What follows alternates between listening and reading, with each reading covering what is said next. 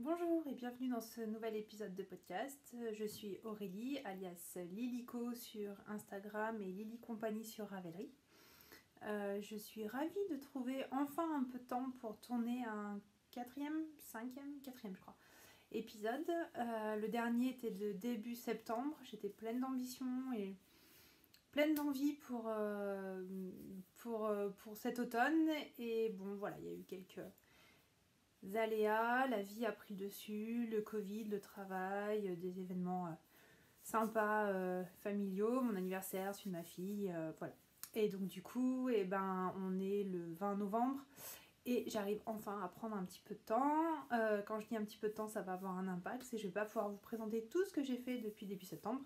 Mais en fait, on va dire que je vais vous présenter les masterpieces. Voilà. D'habitude, j'aime bien faire des collections, des ensembles, couture, tricot, etc. Là, ce sera pas possible. J'ai vraiment fait des coups de cœur sans penser à ma garde-robe. Voilà, ce sera un épisode plus traditionnel comme on peut voir chez les autres podcasteuses avec une partie tricot, une partie couture. Alors, on va commencer par la partie tricot avec ce que je porte. Alors je vais pas vous parler du gilet que j'ai là, qu'on voit vite fait, qui est un modèle fil d'art que j'ai dû tricoter il y a 10 ans, qui est plein de bouloches, etc. Mais qui va très bien aujourd'hui où il fait quand même très très froid. Je vais plutôt vous parler de ça, ce châle, que je pense vous avez déjà toutes reconnu avant même qu'un seul son soit sorti de ma bouche. Il s'agit du Mystical de Stephen West 2020, donc celui de cette année. Le Slip Stravaganza. Slip pour jeter en anglais. Donc c'est un châle qui est texturé et qui est principalement fait à partir de jetés. Voilà. Alors, comme tous les ans avec mes amies Sandrine et Alice McNiffy, les lapins d'Alice, on a décidé de le faire. On s'était d'ailleurs retrouvés bien avant le deuxième confinement, une soirée pour définir ensemble nos combos, etc. Donc moi j'avais choisi un combo dans les tons de marron, or, rose, voilà, un combo avec ce que j'avais en stock. Et il s'avère que pour mon anniversaire, donc pour mes 40 ans, ma belle-mère m'a offert un kit en provenance de chez Stéphane, avec donc du coup la laine et les goodies qui vont avec.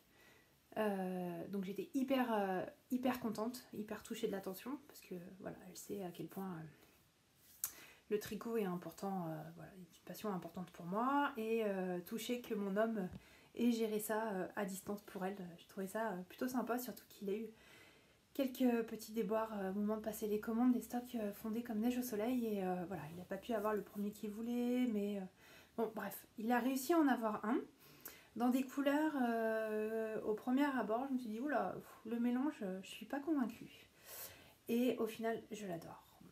Donc il y a le kit était fait de 5 écheveaux, 2 de la couleur principale qui est ce gris foncé ici, qui est de la Westwool, donc la laine de Stéphane. L'équivalent, c'est la Bicycle, qui est l'équivalent, enfin qui est une figurine. Et le coloris, c'est French Grey. Donc voilà, c'est un beau gris foncé. Voilà, on voit un peu mieux là. Voilà, c'est un beau gris foncé, très sympa. C'est une laine particulière. On dirait que c'est un mini high-cord en fait, tellement elle est retordue. Enfin voilà, très sympa à tricoter. Et ensuite, il y avait 3 écheveaux, donc des 3 couleurs contrastantes, qui étaient de la Wall Collection. Donc il y avait un gris clair, un bleu, un beau bleu, alors pas bleu turquoise, pas bleu océan, je dirais, enfin légèrement nuancé. Et ensuite, voilà, là vous le verrez mieux. Et ensuite un vert plein de speckles, très sympa. Donc voilà, et au final les couleurs vont super bien ensemble et j'adore.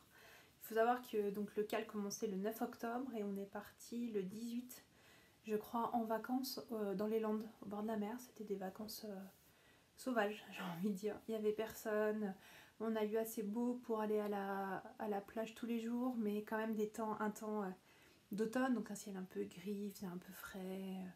Enfin voilà, on était bien sur le sable, c'était top. Et je l'ai tricoté, enfin une grosse partie a été tricotée là-bas. Et du coup, je trouve que les couleurs sont bien raccord avec mes vacances. Et ça va vraiment super bien. Enfin voilà, c'est un châle double souvenir, mon anniversaire et puis ses vacances. Je vais pas forcément vous parler de la construction du châle. Vous avez dû le voir et le revoir un peu partout. J'aime beaucoup ce point alvéole qu'on retrouve ici et qu'on retrouve aussi différemment dans la partie triangle là. C'est un jeu voilà, de mailles glissées qui est très sympa. Alors bien sûr je peux pas vous le montrer en entier, hein, surtout que j'ai joué un peu avec la disposition pour que vous voyez pas les tableaux derrière, enfin bref. Voilà, donc je suis assez proche, mais voilà, grosso modo, là on voit bien comment ça rend, c'est super joli. Donc vous pouvez, voilà, pour la construction, il en a parlé beaucoup, tout le monde en a fait. Vous pouvez aller voir la version d'Alice qui est superbe dans les tons de rose, vraiment magnifique. Moi j'ai choisi de faire la petite version, donc c'est-à-dire que j'ai répété que 3 fois le chevron du bas, c'était 3 ou 6 ou plus, en fonction de comment vous voulez. On termine à plus de 900 mailles. Je dois avouer que j'ai pas vu le temps passer, j'ai vraiment aimé. Il est rythmé, c'est vraiment un régal. C'est le 4e châle que je fais de Stéphane West, 3e mystérical dans le sens de mystery où je découvre. Je dirais pas que c'est mon préféré, mais en tout cas en termes de tricot il a vraiment été très sympa à faire. La seule chose c'est comme à chaque fois avec ces châles, il reste beaucoup de laine, donc là il me restait un demi écheveau de chaque couleur contrastante et un demi écheveau de la couleur principale. Donc ça fait quand même beaucoup quand on connaît le prix du kit, quand on l'achète chez lui, on se dit bon zut, voilà, c'est un peu dommage. Et du coup, j'ai voulu partir sur un autre modèle de Stéphane West pour essayer de manger mes restes. Et comme j'aimais beaucoup cette partie un peu brique, là, comme il l'appelle, je me suis lancée dans le brick, painting brick hat. Donc il existe le shawl, il existe le pull, enfin le châle, le pull et le bonnet. Donc du coup je crois que j'avais même pas fini le châle que j'ai acheté le patron du bonnet. Alors je vais vous le passer, hop, zoom. Voilà comment il rend. Vous l'avez vu sur les photos que j'ai mis sur Instagram ou sur Ravelry. Et pareil, j'adore, je l'ai tricoté hyper vite. Donc au niveau des aiguilles, le châle il est en 3,75 de mémoire, moi je l'ai fait en 4. Et j'ai pris les mêmes aiguilles pour le bonnet, je tricote très serré.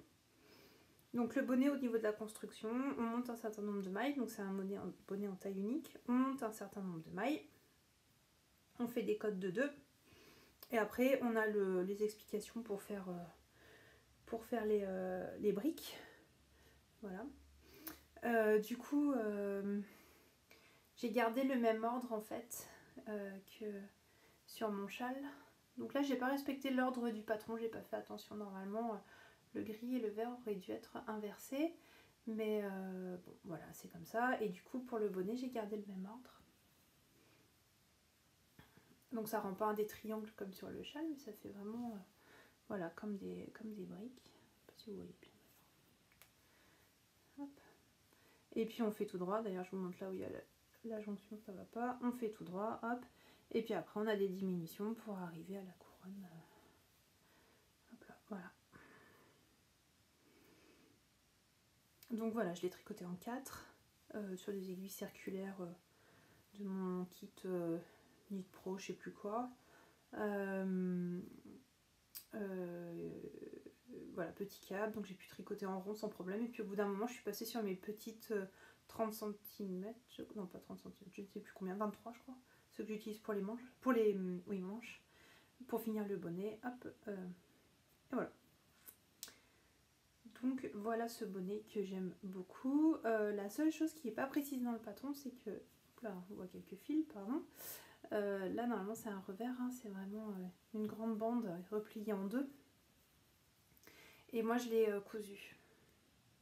Parce que quand je le mettais, en fait, il y a des endroits ça tenait pas, donc on voyait un bout des côtes et tout. Donc pour être sûr que ça tienne bien comme il faut, j'ai cousu un peu comme sur le Osloat.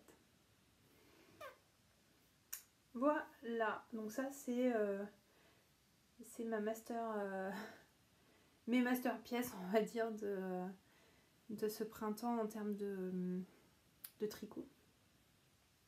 Ah voilà, là on voit bien les couleurs. J'ai aussi fait un pull que je vous présente pas forcément, je vais peut-être attendre de l'avoir avec un ensemble si je me fous une jupe pour aller avec ou n'importe, je vous le présenterai à ce moment-là.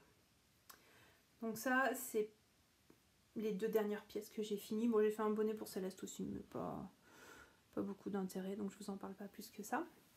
Je vais revenir sur des chaussettes. Je vous en avais parlé la dernière fois, mais je vous les avais pas montrées parce qu'elles n'étaient pas sorties. C'est les chaussettes... Ah bah j'ai vraiment mangé le nom. De Aline. Aline Valentin, je crois le nom. Oh, j'ai perdu, je me souviens plus. Voilà, donc je vous les ai présentées sur Instagram le jour de la sortie, ce qui était fin septembre. C'est des chaussettes, c'est le seul tricot que j'ai fait pendant mes vacances cet été. Et c'est des jolies chaussettes qui sont... Alors attendez, hop là, voilà, j'ai celle qui n'est pas sur le bloqueur, qui sont vraiment toutes simples. Alors je me souviens plus trop de la construction, hein, donc je suis vraiment désolée, mais qui ont cette jolie dentelle. Voilà, et qui est légèrement décalée, pied gauche, pied droit, elle n'est pas centrée, il y a un léger décalage. La laine, c'est de la laine... alors je dirais une bêtise, Saucony-Yarn ou je ne sais plus comment on prononce, que j'ai attrapé au roule-pelote sur Ravelry. Donc si vous ne connaissez pas le roule-pelote, c'est sur le groupe Tricot & Co. Et en fait, les gens, c'est un système de chaîne. Et il y a une personne qui va proposer un écheveau et si on le prend, elle nous l'envoie gratuitement. Et nous, en contrepartie, on propose quelque chose de notre stock qu'on va envoyer à une autre personne. Ça fait une chaîne comme ça. Voilà, j'y vais de temps en temps, j'ai eu 3-4 écheveaux comme ça, je me suis débarrassée de 3-4 écheveaux de mon stock pareil. Et là j'avais eu celle-ci que je comptais mettre dans un châle et au final comme c'est de la laine à chaussettes, j'en ai fait des chaussettes. Je suis hyper contente du résultat. C'est des voilà, petites chaussettes toutes douces qui seront parfaites pour cet hiver. Comme beaucoup j'ai fait une boîte à chaussettes donc je les porte pas encore. C'est pour ça qu'elles sont bien toutes belles. La seule chose dont je me souviens au niveau de la construction, c'est que c'était une construction différente de ce que j'avais l'habitude de faire, notamment au niveau du talon de mémoire. Et je sais plus, mais j'ai préparé un article sur le blog dessus, donc vraiment je crois que j'ai juste à incruster les photos pour pouvoir le mettre en ligne, donc j'essaierai de le faire rapidement. Et je me suis dit que j'allais utiliser cette technique-là pour toutes mes chaussettes unies en fait, sans contrastant. Voilà, parce que vraiment le talon est sympa. Mais comme je suis un peu une feignasse et qu'en général j'aime pas trop réfléchir, c'est vrai que quand je prends un patron, je le suis à la lettre. Donc il faudrait bien que je pense à passer sur cette technique-là qui est plutôt jolie, qui doit avoir un nom sûrement, mais je ne sais plus lequel. Et pareil, c'était voilà, au niveau des pointes. D'habitude, quand j'augmente pour les pointes, j'avais plutôt l'intention de faire une augmentation à droite, une augmentation à gauche, intercalaire. Et là, elle nous fait tricoter maille, 2 fois la même maille, devant, derrière. Et je trouve que le résultat est beaucoup plus joli. Donc voilà pour les chaussettes Jacqueline d'Aline. Voilà. Et ensuite, j'avais envie de tester depuis très longtemps la laine à chaussettes, le bruit des aiguilles, les chaussettes d'Anna. Donc j'adore son podcast, j'aime beaucoup le format, j'aime beaucoup la personnalité d'Anna. Enfin, voilà, c'est quelqu'un que j'aime bien, même si on se connaît pas. Et du coup, pendant le confinement, le premier confinement, j'ai voulu faire un peu, voilà, j'ai fait un peu de shopping solidaire, on va dire, vite fait. Et du coup, je lui avais pris un écheveau de Diké. L'horizon des événements, donc, qui est plutôt une sorte, c'est un bleu, donc il y a un bleu marine, un caramel, un gris beige et un bleu gris. Voilà. Et donc je l'avais fait teindre sur mesure parce que je voulais tester la Diké en chaussettes. J'ai trouvé un patron gratuit sur internet, enfin sur Ravelry, et je me suis dit ça sera mieux. Et j'avais pris donc 100 g de Diké et un contrastant de 50 g dans la même couleur que là. Donc, il est légèrement plus foncé, la couleur est peut-être pas top, mais voilà, il est légèrement plus foncé, mais comme ça, il n'y a pas de souci, ça va super bien. Je reviendrai sur la laine après. Pour la chaussette, c'est pareil, j'ai plus le nom, je crois que c'est Tenia ou je sais pas quoi. Je me demande si c'est pas un patron gratuit, puis c'est un patron normalement qui se tricote en uni avec des cottes en fait tout du long. Et du coup il n'y a pas de cotte là pour resserrer, c'est toute la tige est faite en cotte, donc toute simple. Et je trouvais que c'était un peu dommage avec des contrastants de faire ça. Enfin d'autorayant et contrastant, donc du coup j'ai pris le même modèle et j'ai pas fait les cottes et j'ai fait une chaussette classique.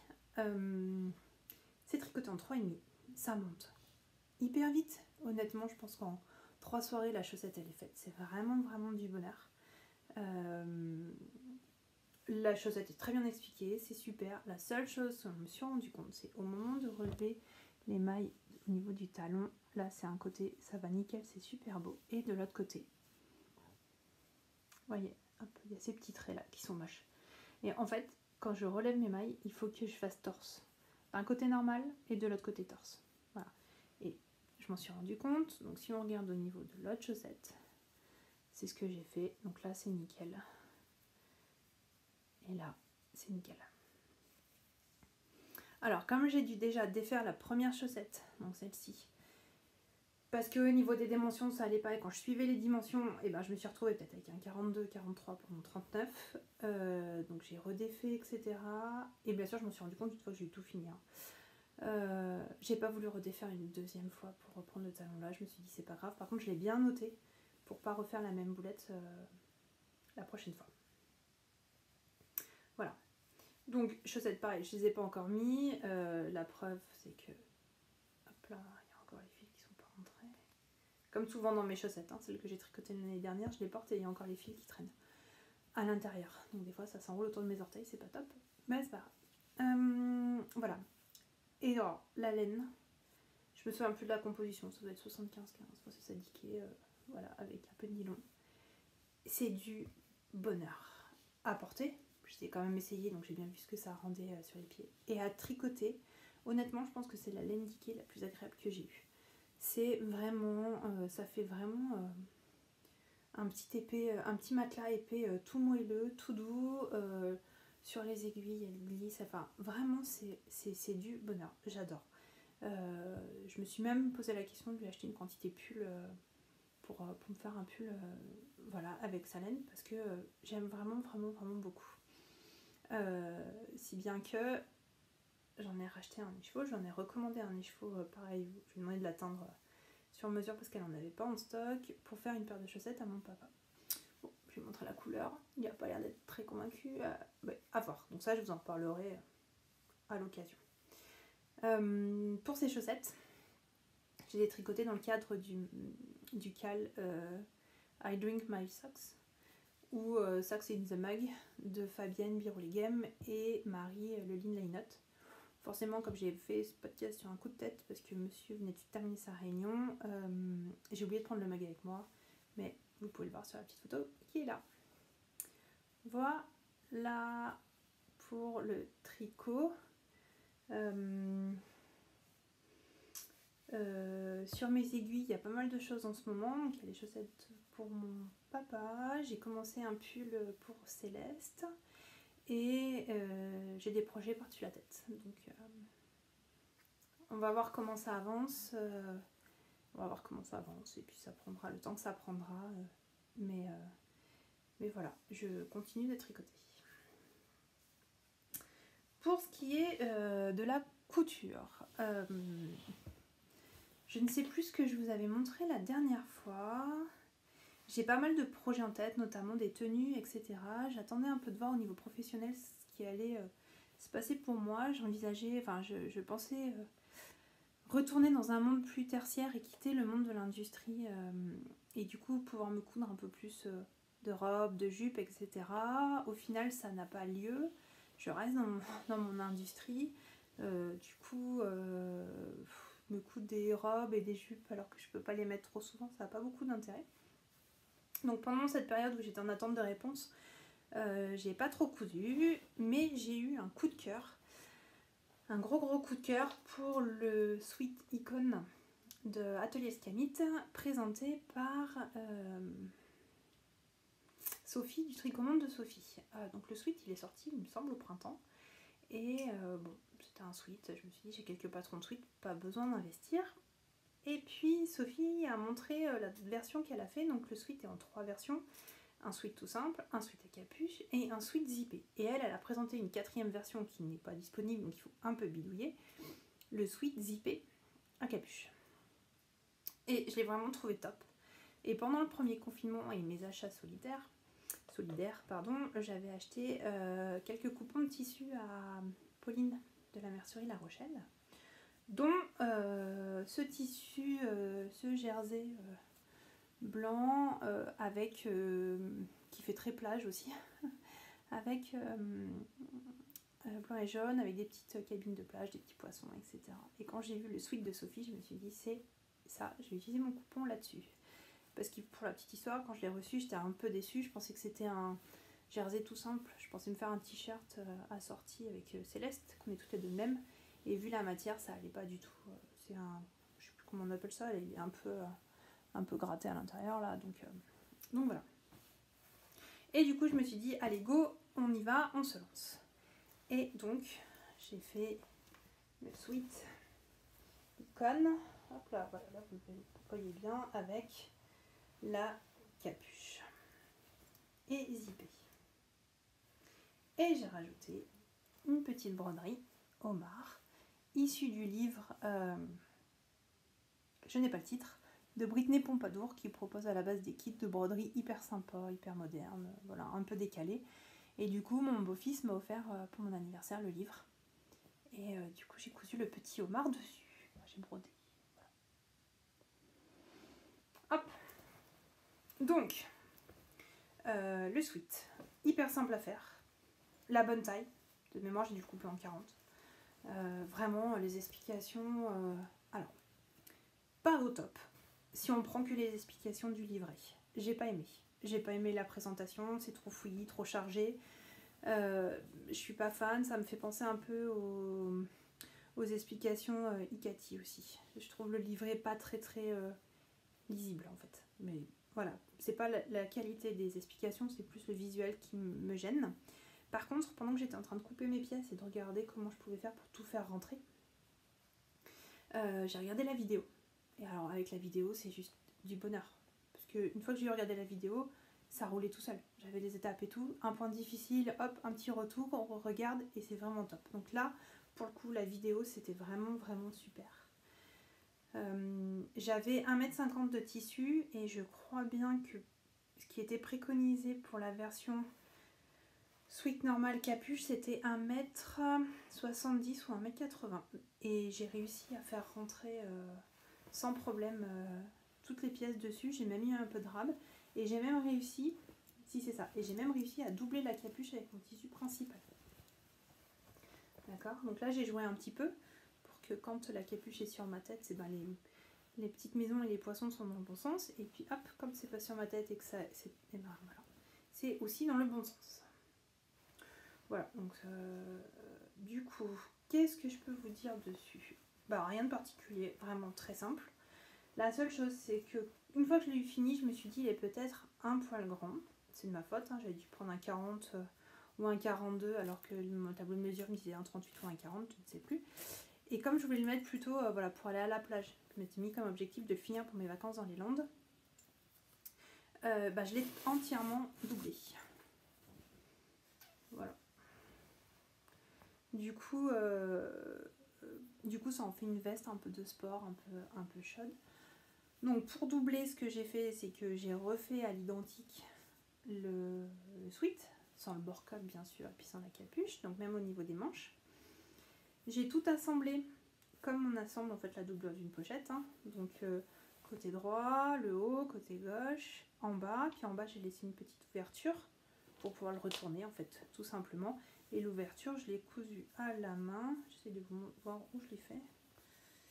Je ne sais même plus. Ça se voit pas. Si. Là, on voit un peu que c'est cousu à la main. Alors, avec le soleil et le reflet, vous ne verrez pas grand chose. Mais voilà. Et voilà. Donc vraiment, pareil, là pour la doublure, hyper simple. Il y a juste au niveau des manches. Alors j'ai un petit souci avec ma surjeteuse, donc j'ai pas pu finir et surjeter là, mais voilà. Pour les manches, par contre, j'ai bien tout pris ensemble et je vais surjeter ici pour fixer, et puis c'est tout. Voilà. Et du coup, je l'aime beaucoup. Je l'ai vraiment mis, je le mets régulièrement, en fait, les week-ends ou quoi. Alors pas pour aller bosser, mais Voilà, pour les week-ends. Pour les fournitures, donc le tissu principal vient de la mercerie La Rochelle à La Rochelle. La doublure vient de ce qu'on appelle Coco Coupon, qui est vers chez nous à Clermont-Ferrand et qui est issu des Ursules, je crois. Et ensuite le bord-côte blanc et la fermeture éclair, on dit le tissu. Voilà. La seule chose, c'est que peut-être au niveau de la fermeture éclair, ça aurait fait plus joli si j'avais pu aller jusqu'en bas. Hop, voilà. Mais avec la fermeture éclair préconisée pour dans le patron, ça allait pas en fait. Donc bon, c'est peut-être la seule chose un peu, voilà, un peu moins, le petit moins de cette pièce. Voilà. Et si on regarde, et ben, au final, si on veut vraiment chipoter et se dire allez, on fait un assortiment, et ben ça va pas si mal ensemble les deux. Hein, on dirait Alice, quand elle nous trouve des excuses pour se coudre des nouveaux patrons, tricoter des nouveaux trucs. Voilà. Donc ça, c'est ma première pièce de couture. Ma deuxième et dernière dont je vais vous parler, je pense, c'est un blouson tricoté n'importe quoi, cousu dans ce jacquard. Pareil, si vous êtes sur Instagram et si on a les mêmes centres d'intérêt, vous avez dû le voir passer, qui est le jacquard de Liz Taylor. Donc, quand voilà, j'ai eu l'occasion d'aller à Lyon et d'aller voir Liz dans sa boutique et du coup, l'occasion de lui acheter un coupon. Donc, j'ai acheté un coupon d'1,50 m sans savoir trop quoi faire. C'est vrai qu'un vêtement, il y avait le short qui était sympa, mais comme je vous ai dit, moi, pour aller travailler dans l'industrie au milieu des machines et de la graisse, c'est peut-être pas le top. Donc j'ai pas mal réfléchi à ce que je pourrais faire. Je voulais partir sur une Japon, la veste Japon que j'ai déjà fait plusieurs fois de mes mini coutures, mais je la trouvais peut-être un peu simple. Et du coup j'avais déjà cousu, mais j'en ai jamais parlé, je ne l'ai même pas montré sur Instagram, la version Irma même d'Ikati, qui est un petit bomber, c'est tout simple. Et comme je l'avais déjà coupé, donc ça voulait dire pas décalquer, gagner du temps et que je connaissais la taille, je me suis dit je pars sur cette version là. Donc hop, le voilà. Alors confinement oblige ou fainéantise oblige, je ne sais pas, j'ai pas mis les pressions. Mais voilà ce qu'il donne. Bon, il rendra mieux en photo. Et voilà au niveau des manches. Donc c'est un patron qui est très simple à faire. Il y a un empiècement en rond dans le dos et les deux demi devant. Donc ça fait un peu comme un demi-cercle. Hop. Et après on vient rattacher les manches et le corps. Et après, ben, pas de boutonnage si on a envie, fermeture éclair ou pas, enfin voilà. Donc très rapide à faire. Donc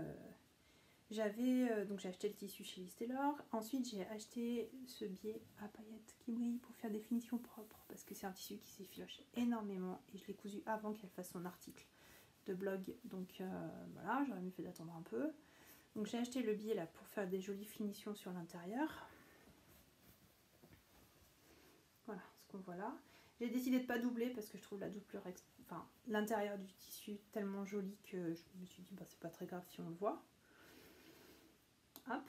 Et puis j'ai dit pour casser un peu, sur moi je trouvais qu'il avait un petit côté mémère, enfin voilà, je me suis dit bah, je vais le rendre un peu plus funky avec un joli bord-côte à paillettes, etc. Donc là c'est un bord-côte bleu marine, il ressort noir mais peut-être que vous allez le voir bleu marine.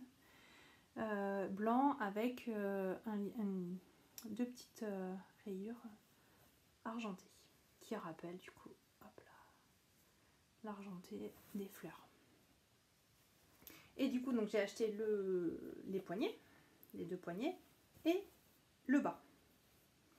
Toute contente de moi, je rentre à la maison, hop, je monte mon bas sur mon blouson et là je me suis dit c'est pas possible. Le bas était, alors j'ai pas revérifié, je me suis demandé si c'était pas un retour client et que la personne avait déjà enlevé un petit bout et tout, parce que vraiment ça faisait rikiki. Ça resserrait, en fait la veste tombait droite comme ça et boum, ça resserrait d'un seul coup. Enfin, je pouvais même pas fermer avec une épingle pour voir ce que ça donnerait boutonné. Donc je trouvais que c'était bizarre. Donc j'ai défait, du coup en abîmant pas mal le tissu qui s'est filoché. Parce que je n'aime pas surfiler, enfin j'aime bien surfiler mes pièces ensemble. En fait, j'aime pas surfiler les deux pièces et après les assembler, ça fait toujours ça s'écarte, ça se met pas... Donc voilà, moi j'aime bien, ça restabilise tout, surtout ceux des tissus comme ça un peu épais. Donc ce que je fais en général, c'est que j'assemble à la machine, j'essaye, et une fois que mon essayage est validé, et ben je surjette. Donc là j'avais cousu, essayé, ça n'allait pas, il a fallu défaire, donc en faisant bien attention de ne pas trop tirer les fils, vous voyez là tous ces petits fils, il y en a un petit peu partout, parce que du coup ça grignote le tissu et ça peut faire des trous, quoi. Et je me suis dit comment je vais faire, je vais pas aller racheter ça parce que ça coûte un peu cher, et puis pour le peu qui me manque et tout, et je suis allée voir sur internet les bombers américains, comment ils étaient faits. Et c'est vrai qu'il y a toujours en fait un petit bout de tissu principal là pour la fermeture.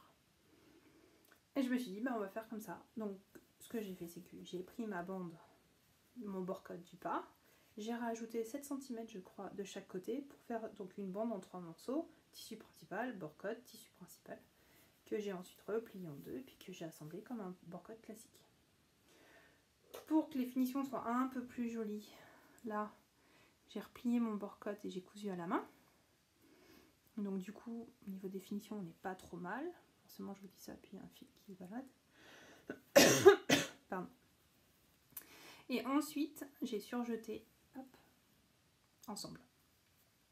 La seule chose, c'est que voilà, entre la transition, on va dire, du passage de la couture à la main à la surjeteuse, moi je sais pas faire et c'est un peu, voilà, c'est un peu cacaberc.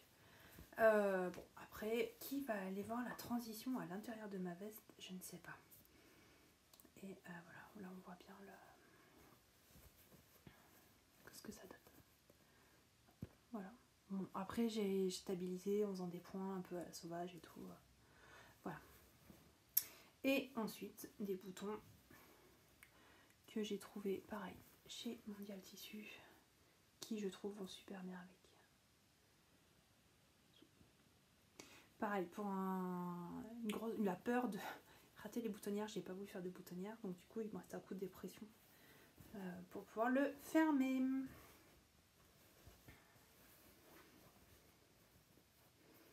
Hop là.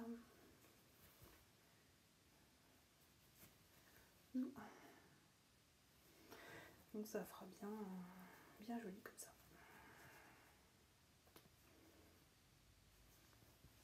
Voilà. Donc bon, autant vous dire que quitte à aller chez Lise, j'ai pas acheté que ça. J'ai prévu de me faire un gilet Dresde, tout simple.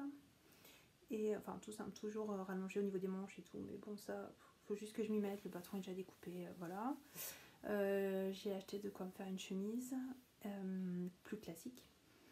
Et voilà. Il y a 2-3 patrons qui sont sortis récemment qui me font un peu de l'œil. Mais bon, j'attends de voir comment je m'organise pour coudre et quel temps je vais avoir avant de trop m'avancer et vous dire ce que je vais faire. Voilà. Et ben, je crois que j'ai été plutôt rapide. Ouais, c'est fini pour aujourd'hui. Je vous ai présenté ce que je voulais vous présenter. Je vous ai pas tout montré, mais bon, si jamais je fais rien dans le prochain mois ou les 2 prochains mois, j'ai un peu de matière en stock pour revenir. Voilà, j'espère que cet épisode vous aura plu. Merci beaucoup d'être venu ou revenu me voir et je vous dis à bientôt.